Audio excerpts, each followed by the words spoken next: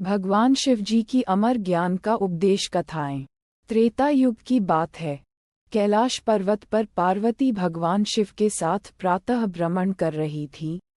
शिव बड़े प्रसन्नचित्त थे। अचानक पार्वती ने उनसे कहा, स्वामी, आप बड़े ज्ञानी हैं, जन्म मरण और मोह माया के बंधनों से परे हैं। इन सभी बंधनों से छुटकारा पाकर मैं सदैव आपके साथ रह सकूं, ऐसा ज्ञान मुझे दीजिए। पार्वती जी की इच्छा पर भगवान शिव मुस्कुराकर बोले, ठीक है, मैं तुम्हें वह ज्ञान अवश्य दूंगा, किंतु इसके लिए कोई ऐसा एकांत स्थान खोजना होगा जहां हम दोनों के अलावा कोई तीसरा न हो। पार्वती और भगवान शिव दोनों ही हिमालय में ऐसा स्थान खोजने लगे। घूमते घूमते वे उत्तरी हिमालय के अत्यंत मनोरथ स्थान पर जा पहुँचे। वहाँ एक विशाल गुफा थी। दूर दूर तक किसी प्राणी का चिन्ह नहीं था। भगवान शिव को वह गुफा पसंद आ गई। पार्वती जी के साथ वे उस गुफा में चले गए। आशा के विपरीत गुफा में उन्होंने कुछ पक्षी देखते। पक्षियों को देखकर पार्वती उदास हो गईं। भगवान शिव ने उनकी मनोदशा भांप ली। वहीं बैठकर उन्होंने सांस द्वारा वायु अपने अंदर खींचनी शुरू कर दी। ऐसा करते ही दूर दूर तक फैली प्राण वायु शिव के अंदर सिमटने लगी। प्राण वायु के अभाव में वहां रहने वाले सभी पक्षी निचले प्रदेश में चले गए। अब पूर्ण एकांत पाकर पार्वती ने संतोष की सांस ली। भगवान शिव बोले, अब यहाँ हम दोनों के अतिरिक्त कोई नहीं है। मैं तुम्हें यहाँ अमर ज्ञान का उपदेश दूंगा। ध्यान से सुनना, बीच बीच में हुनकारा भरती रहना, ताकि मुझे पता चलता रहे कि तुम सुन रही हो। ज्ञान देते समय मैं समाधि में रहूंगा। पार्वती की स्वीकृति पाकर भगवान शिव समाधि लगाकर बैठ गए। उनके श्रीमुख से अमर ज्ञान की अमर कथा फूटने लगी। सारी गुफा दिव्य आभा और सुगंध से भर उठी। कथा सुनते सुनते पार्वती जी इतनी विभोर हो उठी कि उन्हें तंद्रा ने आ घेरा। कब नींद आ गई पता ही न चला।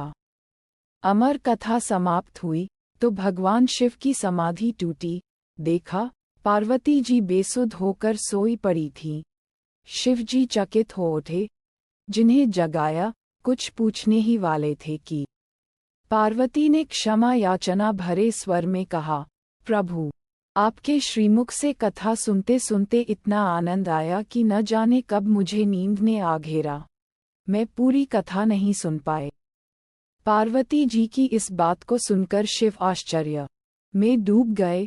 बोले, कथा कहते कहते मैं बीच बीच में हुनकारा सुन रहा था और मुझे लग रहा था कि तुम कथा सुन रही हो। तुम सो गई थी तो फिर अंत तक हुनकारा कौन भरता रहा? इस बात से पार्वती भी चौंकी। भगवान शिव ने इधर उधर देखा तो गुफा की छत में एक कोटा दिखा। उस कोटा से कबूतर के बच्चों का एक जोड़ा उन्हें नीचे झांकता हुआ दिखाई दिया। बहुत सीमित प्राणवायु के वातावरण में उन कपोत शिशुओं को देखकर शिव को आश्चर्य हुआ।